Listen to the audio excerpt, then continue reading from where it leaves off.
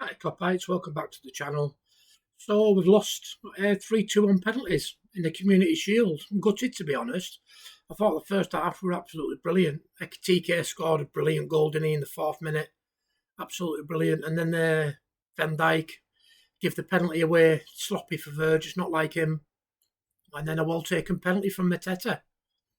And then what I found really weird is we've got, not Gakpo, sorry, Frimpong's goal. It was a definite cross. And then it ended up looping into the left-hand side of the goal, which I thought was brilliant, just because it was on exactly the 20th minute, just as the crowd started to clap in for Diogo Jota. Frimpong went and scored that goal. I thought that was fantastic. It gave me goosebumps. And then I thought we dominated the first half. Florian Wirtz was fantastic, wasn't he? Dominated the play first half. And then second half, we seemed to take our foot off the pedal, and Palace got back into it, played really well second half, got the equaliser late on. Was it 70th minute or something like that? And then Salah had that chance near the end, didn't he, straight at Henderson. And then I knew when it went to penalties, it's just a lottery, isn't it?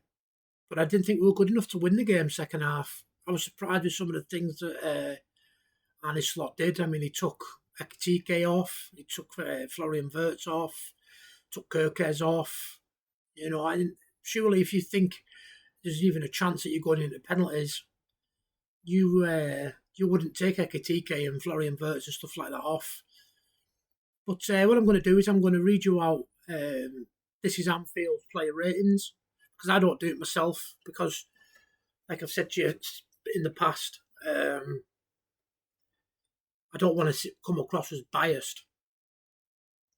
So we'll start off with, let me just check these scores first. Yeah, so the goals was Ekitike 4 minutes, Frimpong,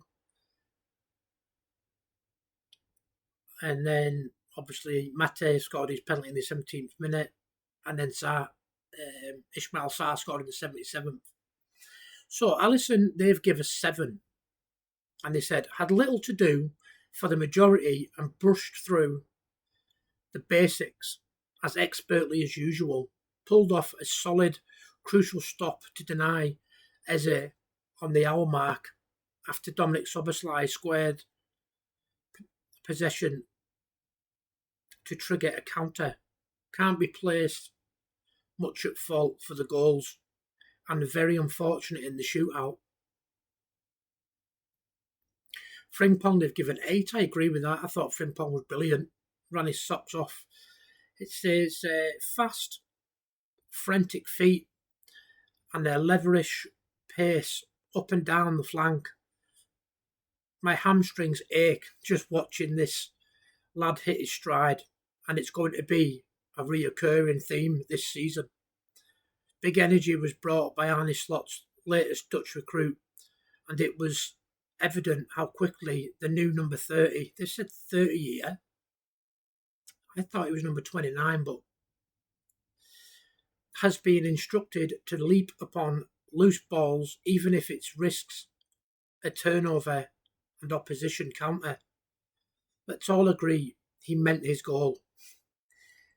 Glass oozing chip of Lionel Messi proportions. Kanate 7 returned to competitive duty as something of a hatchet man, knocking off a tactical foul on a rapid counter-attacking Eze early doors and collecting a predictable yellow card on the cusp of half-time thereafter. Looked assured and measured, but needs the momentum which the coming season will provide. See, I agree with this next one. So this is Virgil van Dijk. They've given him a 5. I thought Virgil van Dijk was very, very poor today, to be totally honest.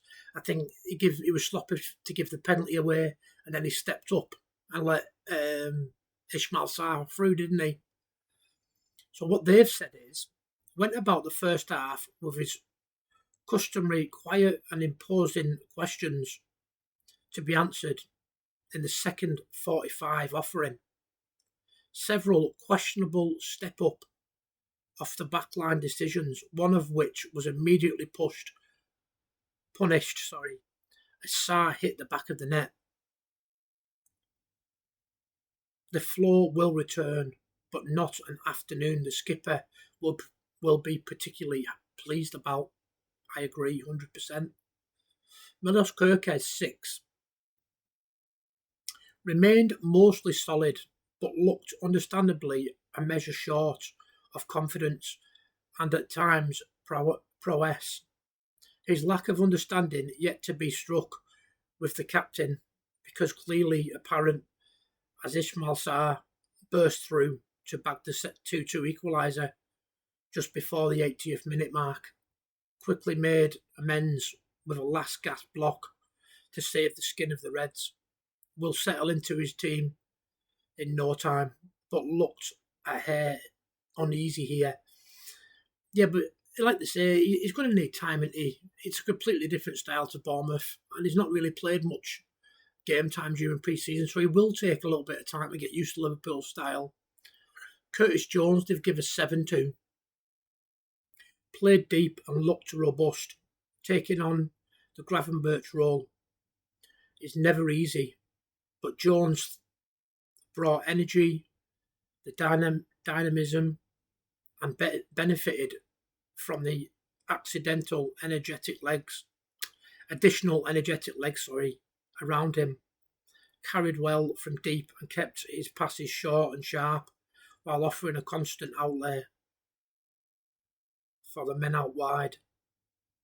Not the most glamorous of roles, but one this rather underrated footballer can carry out when called upon. Dominic Szoboszlai 7. It comes as little shock to see Liverpool's magnificent Magyar return from pre-season just as fit as ever before. Plenty of lung-busting runs from Szoboszlai at Wembley, but the number 8 did seem to get a little lost amid the noise at stages. Ended the match pushed much further forward after the introduction of Alexis McAllister, showcasing his versatility but also somewhat thwarting his momentum. Florian Wirtz 9. They've given man of the match. I agree with that. I thought he was brilliant. This lad got everywhere, and every time he picked up the ball, the opposition were terrified. Took little to no time to get himself settled into this one before using space expertly on and off the ball. Little give and go here, a fizzing daisy cutter of a pass there. The repertoire feels both effortless and endless. Helped free up Hugo Ekitike in the channels and put on the assist for the fellow new boy to get the Reds off the mark in the capital. We could be about to witness a generational season from this German maestro. Mo Salah 7. Ran hard and threatened some sumptuous passes beyond the lines, perhaps disposed more often than he'd like or that we're used to seeing. But this is early days. A good sharpener for Salah, who will feel rejuvenated with his new pool of following talent around him. His Burgoyne link-up with Wirtz could become something truly special. Missed a few chances which would usually be his bread and butter and looked frustrated with himself. The hunger is still very much there, but so is a newfound ability to blaze penalties over the crossbar. Cody Gakpo 6. Cutting time and time again from the flank in trademark fashion in that instantly recognisable Iron Robin-esque manner. Looked direct and focused in possession, but found himself sucked into quiet spells intermittently, which has to be avoided. Early days and still basically pre-season, but needs to hit the ground running as soon as the Premier League anthem starts. ringing out again. Hugo Ekitike, 9. 4 minutes, just 4 touches, 1 maiden Liverpool goal, a remarkable first impression for an imposing striker who looks like he can also be a blistering winger and a playmaker. A proper modern day Liverpool recruit.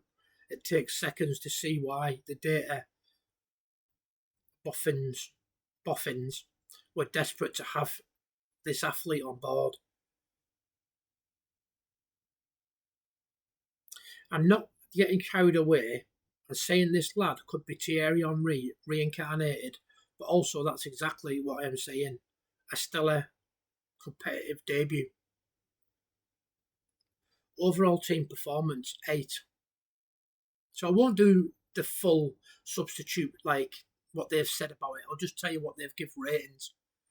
So they've give Alexis McAllister a 6. He came on for Curtis Jones in the 77th minute. Wataru Endo came on for Ekitike in the 71st minute. They've given him a 6. Harvey Elliott on for Wirtz, 84th minute. They've given him a 7. Andy Robertson on for Kirkes, 84th minute. They've given him a 6. Then Arne Slot, they've given a 7.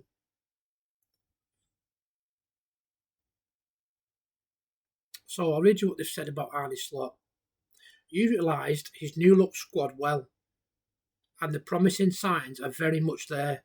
A few tweaks needed, but Slot looks like a man very much excited by the new weaponry at his disposal. Liverpool were cohesive and creative, with many of daring endeavour attempted. A solid run out with mask of unavoidable rust. This serves as a useful and much needed tonic to stir the senses regarding the work that needs to be done in defence. It's clear to see this team can and will do something special this season. Penalties generally were awful, but on we go.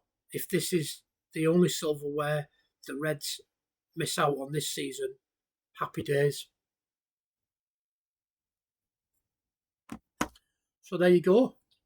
This is Anfield's player ratings. To be fair, I agree with a lot of it. That's why I picked it out. I thought Van Dijk, I love him, I love him, but he was very, very poor today. But apart from that, I don't think we played badly. I just think we took our foot off the gas second half. You know, if we'd have kept going like we were in the first half and maybe kept Ekitike on until the end, you know, I think we could have won. But, as a lot of you say, it's just a friendly. It doesn't matter. But I'm still gutted because I love the Charity Shield, Community Shield, whatever you want to call it. Let me know your player ratings in the comments. How did you think we played? Do you think Van Dijk was at fault for both goals? Do you think Salah should have took his chance late on when he hit it straight at Henderson? I'm still a bit gutted, but at the end of the day, I'd take the 3 points against Bournemouth on Friday over winning this. That's it for now. Take it easy.